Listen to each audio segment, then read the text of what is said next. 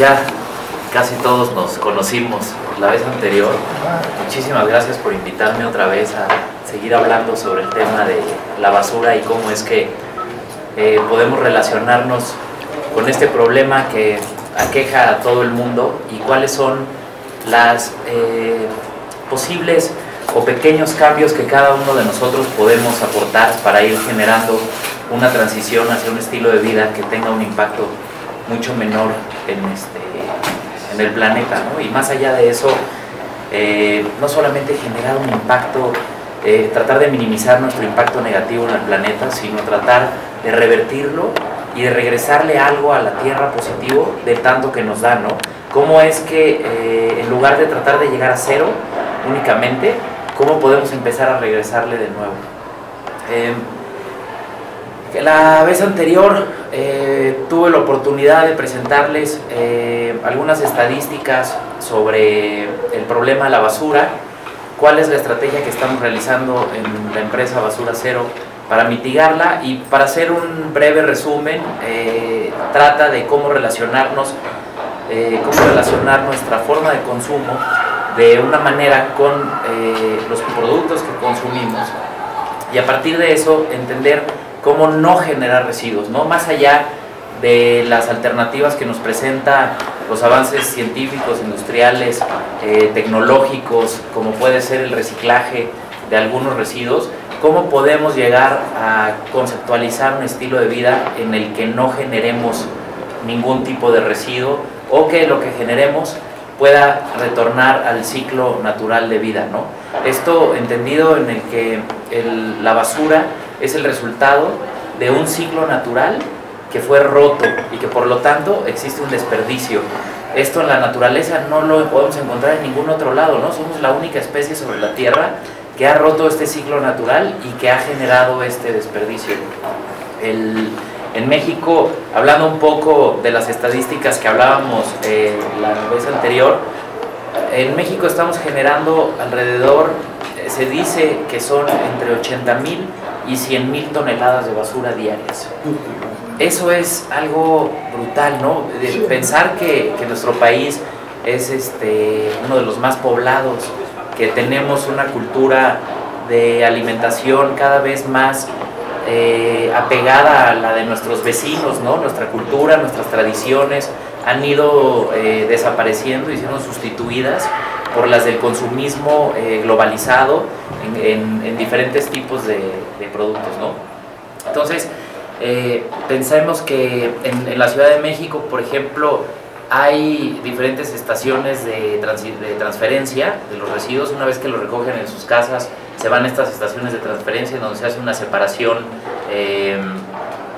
y clasificación de algunos de los residuos, principalmente de aquellos que le interesan al mercado de reciclaje o tienen algún valor en este mercado para ser pues enviados a alguna otra industria, y todo lo demás se va a los rellenos sanitarios, ¿no? Para ser confinados y enterrados, y finalmente muchos con bandera de ser biodegradables, pero sí, además no sabemos que las letras chiquitas dicen que son biodegradables a cientos o a veces miles de años.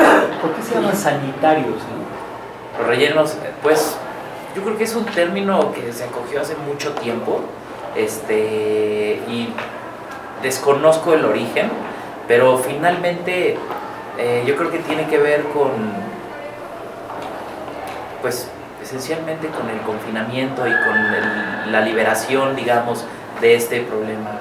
Parece que es al revés, ¿no? El relleno sí, es una porquería, ¿no? Es una porquería, pero además es increíble que algunos de ustedes han de haber escuchado que hace poco tiempo se cerró el Bordo Poniente, que fue donde estuvimos vertiendo la mayoría de los residuos de la Ciudad de México durante muchísimos años.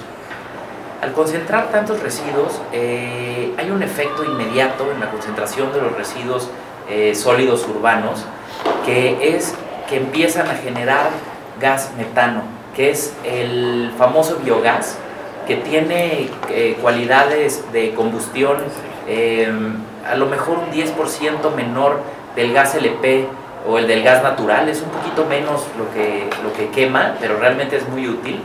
Pero más allá de eso, del otro lado tiene un potencial de gas efecto invernadero 30% mayor al dióxido de carbono. Entonces está colaborando la emisión de ese gas, al no ser aprovechado y controlado, al calentamiento global del planeta. ¿Cuál sería una solución en estos casos? Bueno, ya la hemos visto en países de avanzada, como podrían ser nuestros vecinos, que por ejemplo el aeropuerto de Denver, que algunos de ustedes seguro han estado en Colorado, y es uno de los estados de mayor avanzada en Estados Unidos en cuanto a ideologías y calidad de vida y demás, conectado con la naturaleza, están rodeados de naturaleza. Y el aeropuerto de Denver construyó sus nuevas instalaciones encima de lo que fue un tiradero como fue el Bordo Poniente. Y lo que hicieron fue aprovechar las emisiones de gas metano para producir la energía de todo el aeropuerto. Y eso, si lo comparamos a lo que está sucediendo ahorita en la Ciudad de México con el proyecto del nuevo aeropuerto, ¿dónde es? Díganme ustedes, ¿dónde va a ser el nuevo aeropuerto? Pues es por Texcoco, ¿no? Sí. Es en esa zona. ¿Dónde está el Bordo Poniente? Ahí. ¿Se va a aprovechar todo esto? No. Simplemente le echaron concreto encima, está tapado, trataron de hacer... Este arquitecto es muy bueno. El arquitecto del... Sí. Son pendejos. ¿Qué de malo tiene que le eche concreto encima? ¿Qué de malo tiene? No, yo, perdón, estoy no. Entre más concreto le echen, mejor, ¿eh? Pues sí, Señores, voy a hacer. Está el problema. ¿Por qué no le echan más? Pero ¿no te funcionaría más que aprovecharan esos residuos para quemar en los hornos como lo hacen las cementeras? Y le siguen echando más concreto todo, ¿no? Sí, exactamente. ¿El Para gas producir metano más. lo producen las bacterias? En 5 realidad, millones de toneladas. el gas metano se produce naturalmente en la naturaleza. Hay muchos ecosistemas, por ejemplo, En las minas es el los grisú. mangles, en las minas. Pero no es producto de las bacterias, de las No. bacterias, la descomposición de la Pablo, bacteria. con gas, es el carbono en las minas, es el grisú, le llaman grisú, pero no es por bacterias. De hecho, hay Por un bacterias es proceso. el sulfuro. Porque cuando se pudre la basura orgánica, Sí. también sale gas metano. Así es. Y es bacterias los que están actuando ahí. Pues no forzosamente, porque hay procesos anaerobios en donde se produce gas metano. Por ejemplo, un biodigestor anaerobio es un reactor que funciona a través, lo alimentas de mezclas de residuos, ya sean excremento de animales, residuos orgánicos, etcétera, y precisamente la descomposición acelerada es la que produce este gas. Se conoce como biogás, pero realmente al licuarlo tú puedes generar el gas metano anticipadamente y tener una combustión mejor para consumo, ¿no? Y esto puede ser transformado en cualquier fuente de energía. Esto se hace de diferentes formas. Hay... El gas metano también afecta el ozono, ¿no? Sí, 30% más que el dióxido de carbono. Sí. Es mucho más potente para el efecto invernadero en la Tierra y el calentamiento global. Sí. El problema es también las vacas que producen mucho gas metano. Pues hay dos visiones, pero yo diría, el problema no son las vacas, el problema somos nosotros consumiendo carne en la forma en la que la estamos consumiendo.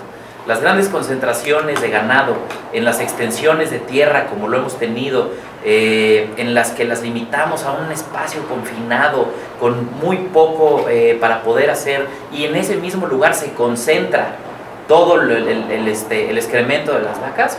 Entonces ahí esa concentración es la que produce este efecto, pero en realidad el problema no es la vaca, es quien consume la carne que viene de un proceso que está alineado a esos criterios, ¿no? Porque finalmente tenemos que llegar al origen. Esa es precisamente la propuesta de entender cómo es que al modificar nuestros hábitos de consumo podemos nosotros generar un impacto positivo en el planeta y en nuestros ecosistemas a partir de pequeños cambios. La semana pasada, dentro de la página de Facebook de mi empresa, publicamos una estadística que causó un revuelo impresionante. Al día de hoy ha sido la nota que de forma orgánica se ha expandido en las redes, que ha tenido mayor alcance desde que publicamos en Facebook. Y trataba de una cuestión muy simple. Pusimos como título pequeños cambios, grandes resultados. y la nota trataba sobre las cápsulas de café que están tan de moda de Nespresso y de Nescafé Dolce, en el que en una medición del consumo de estas cápsulas del año 2014, si las formáramos en todas en una cadenita, le dábamos 14 vueltas a la circunferencia de la Tierra.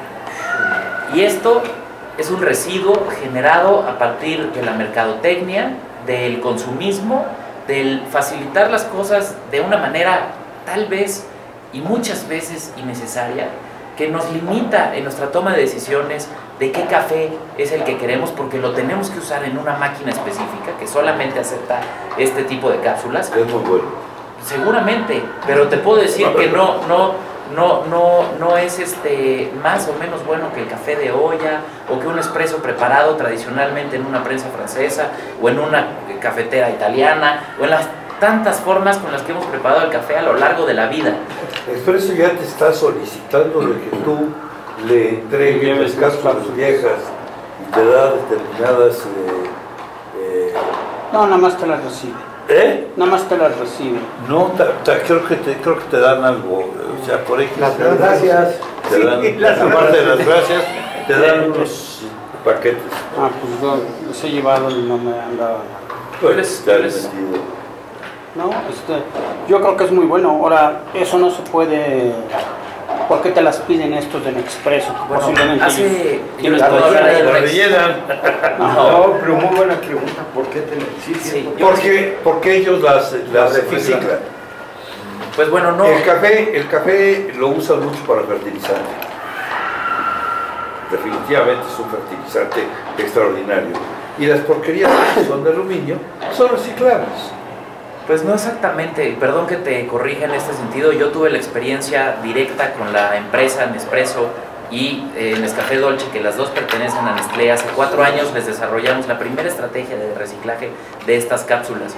Las cápsulas no solamente son aluminio, están fabricadas a partir de plásticos de ingeniería, que esto lo que significa es que nadie de los que estamos del otro lado sabemos de qué están hechas. Ese es el argumento a través del cual las empresas desarrollan sus plásticos para orientados a beneficios económicos y nunca de reciclaje, Sí. que al estar combinados además con un residuo orgánico como es el café y la mezcla, inseparable a menos que se haga un proceso o un esfuerzo extra de poder separar esto, no son reciclables. Una vez que se logra hacer esta separación, ya se pueden reciclar. Nosotros lo que hicimos fue transformar estas cápsulas en diferentes exhibidores y en diferentes promocionales que podía la marca darle precisamente a los consumidores que colaboraran en este tipo de estrategias, pero con la penosa noticia de que una vez más es un gancho mercadológico en el que el porcentaje de estas cápsulas que se están reciclando no alcanza ni el 1% de las que se generan a nivel mundial. Entonces, la pantalla de la empresa es: las estamos reciclando, porque es lo que te dicen, tú las puedes llevar y el porcentaje que se recicla es menor al 1%. Entonces, estamos hablando de que el daño que se genera a partir de un nuevo residuo que antes no existía, que la industria del reciclaje y del manejo de los residuos no está preparada para trabajar, porque estas empresas ni siquiera se hacen responsables de decirte de qué están hechas, para que tú puedas reciclarlas y saber con qué las puedes mezclar, ¿no? Una vez más es un multicapa en el que tiene diferentes tipos de plásticos y en este caso aluminio, que el aluminio pues es un proceso distinto de reciclaje que el plástico, ¿no?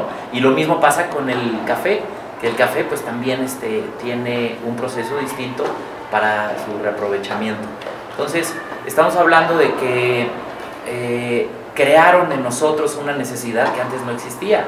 Ahora podemos argumentar: oye, pero son buenísimas, ya viene la mezcla exacta de lo que yo me gusta tomar como café y me facilita la vida porque me tardo 1 minuto y no tengo que meterle absolutamente nada de esfuerzo. Aprieto un botón y me avienta mi taza exactamente como me gusta y todos los días sabe igual. Bueno, ese tipo de cosas son las que nos van alejando y desconectando precisamente de lo natural, de las cosas que finalmente conforman esta vida, ¿no? Es una manera muy plástica de relacionarnos con los alimentos, por ejemplo. ¿Qué tiene que ver esta cápsula con todo el proceso artesanal del café que ha venido ocurriendo a lo largo de la historia. ¿Cómo es que nos desconectamos de todo esto? Tal vez las siguientes generaciones sea lo único que les toque y ya no recuerden cómo el día que se les descomponga esa máquina, ya te van a decir, oye, ¿cómo hago café? No, voy a comprar otra. Sí, ¿cómo hago café? ¿No? O sea, ya... O compran una tetera también. También, tomando té en té Habana y té. Sí, la tetera con todo y la leche. Ahí viene la palabra del fondo griego, es esa. Te suplico, metas orden por favor, no, porque por favor nada más habla de pura chicha. Yo quería Tú siempre preguntar, las agarras mis ideas con niños, al rincón, por favor, las orejas de burro. yo me acordé de ti ayer que compré una caja de galletas Oreo que trae, pues, no sé si 8 paquetitos. Sí. Abrí la caja, me acuerdo que decías que le ponen una caja bonita y vienen los paquetitos de esos como de papel aluminio. Y me decías el otro día en la otra conferencia que eso no se podía reciclar. Nosotros lo estamos reciclando. Sí se puede reciclar. Sí, es polipropileno biorientado, aluminizado. Porque hasta decía empresa socialmente responsable. Yo digo, bueno, y hablabas también de las papitas que tienen algún material de ese tipo. Sí, es que... y no entendía cómo estas grandes empresas estaban usando esos materiales difíciles de reciclar, ¿no? Pues es que eso es lo más curioso, ¿no? Pero además del empaque, hablando de las papitas o de las galletas, si le echamos un ojo a los ingredientes de lo que contiene ese tipo de empaques, sí, las galletas. Es pura porquería. No nos lo comemos. No es alimento, no es alimento. Entonces, estás hablando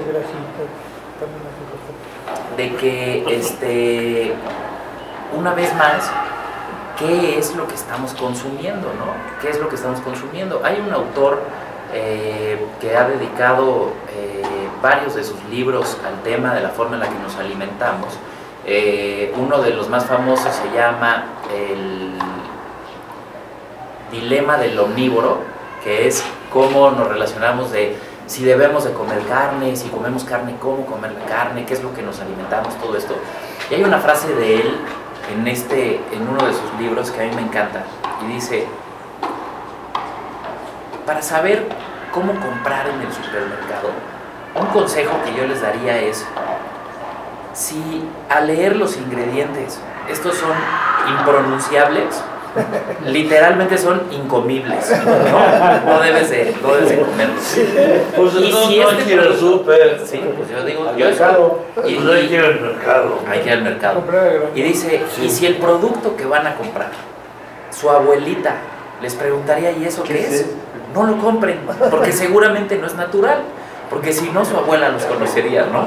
Entonces, son criterios simples que uno puede utilizar. Compañero de la universidad me decía que su hermana se dedica a lo que entiendo que haces tú, pero únicamente sobre carne y cosas para convertirlo en otros productos, que no sé cómo explicarlo, porque ¿qué es eso, perdona? Y si es todo o se especifica por un lado lo que se puede, no sé cuál es la palabra, volver a operar como una carne o como un alimento y todo lo que es que no sé cómo explicar. O sea, ¿cómo reaprovechar lo orgánico y lo inorgánico? ¿Te refieres al tema de reciclaje? Es correcto. Sí, Yo nunca mira, había oído eso. Nosotros lo hacemos, tenemos un área de la empresa que es basura cero orgánicos, en donde lo que captamos son puros residuos orgánicos. Estos, a través de un ciclo, otra vez una estrategia 360 grados en donde no existe desperdicio, lo que hacemos es dirigir el residuo orgánico a diferentes procesos que son de reciclaje, en los que se pueden aprovechar para convertirse nuevamente en diferentes productos.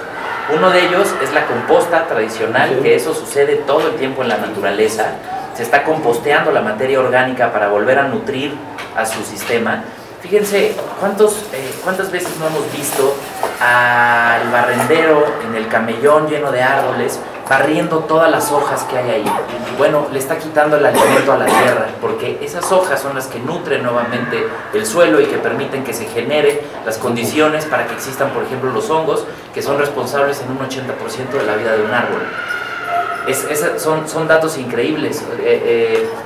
Perdóname, déjame hacer un paréntesis ahorita que toqué este tema. Ese es el humus que nos enseñó el cocodrilo, ¿se acuerdan? Porque el humus. La naturaleza funciona a través de sistemas. Estos sistemas se pueden entender a manera de pequeña escala o a gran escala, digamos. Sí, es un sistema en el que son relaciones en las que todos colaboran. Fíjense, la ecología ahora, y desde hace mucho tiempo, ya la entendíamos de esta manera, pero ahora lo estamos retomando, es precisamente la forma en la que estudiamos las relaciones entre todos los agentes que interactúan en la naturaleza, ¿no? Porque lo interesante de cómo se constituye la vida son las relaciones, no es los objetos o los sujetos muchas veces en sí. Voy a poner un ejemplo sobre la medicina. La medicina moderna, la medicina basada en la ciencia, en todo el avance que hemos tenido revolucionario en temas médicos en los últimos, podríamos decir, 300 años, a partir de nuestro entendimiento del cuerpo, con las herramientas que nos da el pensamiento científico, nos ha llevado a que al día de hoy nuestra aproximación a la salud está ramificada en diferentes especialidades. Los médicos ahora son especialistas en un órgano en específico. Se van a algo en específico y son especialistas en eso.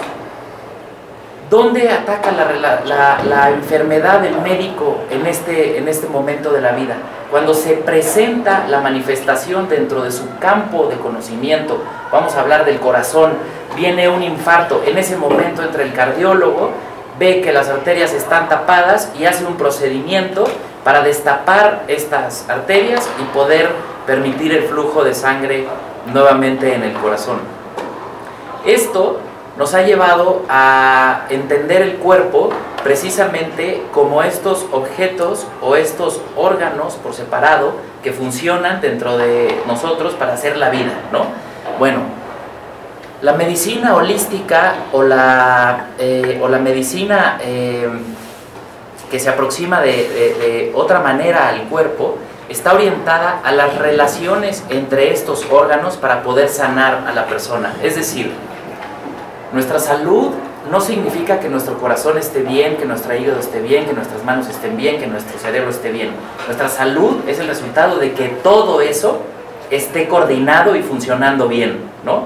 Entonces, a medida de que nos aproximamos a una enfermedad en el origen de la misma, ¿cuáles son los hábitos que esta persona infartada llevaba antes o lleva durante su vida para poder llegar a este momento, ¿no? Entonces está linkeado con su alimentación, con su ejercicio, con cualquier cantidad de cosas. Entonces, si pensamos en las relaciones que existen no solamente ya en nosotros como un organismo, que somos un todo, pero al mismo tiempo formamos parte de un sistema, que esto es algo muy interesante del pensamiento sistémico que ha llevado a la nueva ciencia de este momento de nuestra historia, que es,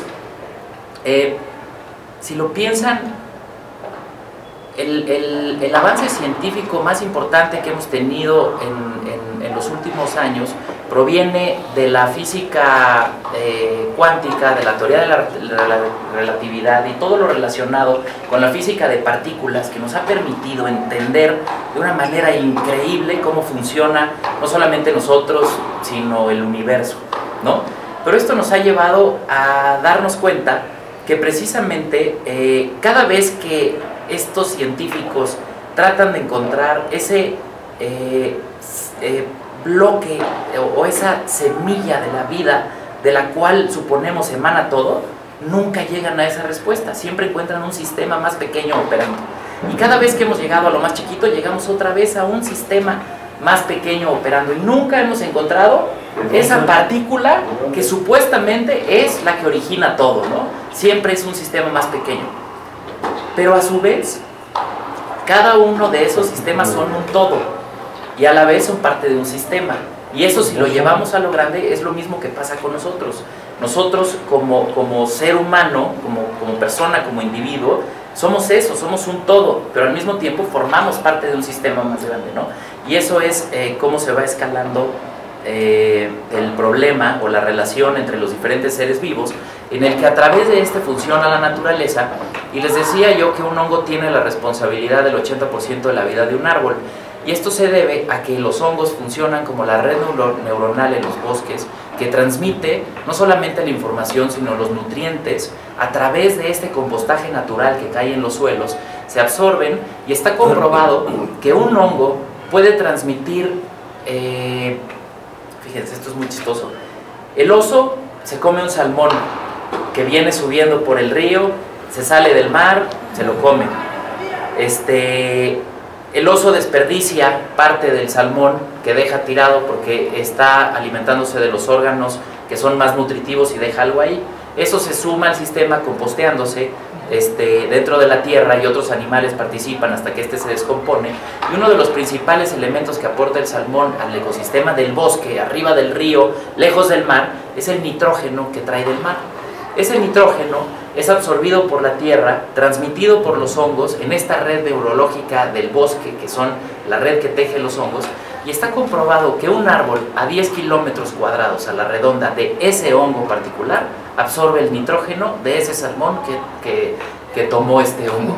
Entonces, es una cosa impresionante. Entonces, cuando pensamos en la salud de un bosque, en cómo podemos regenerar nuestros bosques, nos hemos dado cuenta que, por ejemplo, las reforestaciones no son suficientes, porque las reforestaciones, creo que lo hablábamos la última vez, son monocultivos de pinos, no son un bosque biodiverso en el que existan otro tipo de especies interactuando, que más allá de ser un bosque biodiverso, que sea bioplural, que la biopluralidad es la relación entre todos los elementos que lo conforman.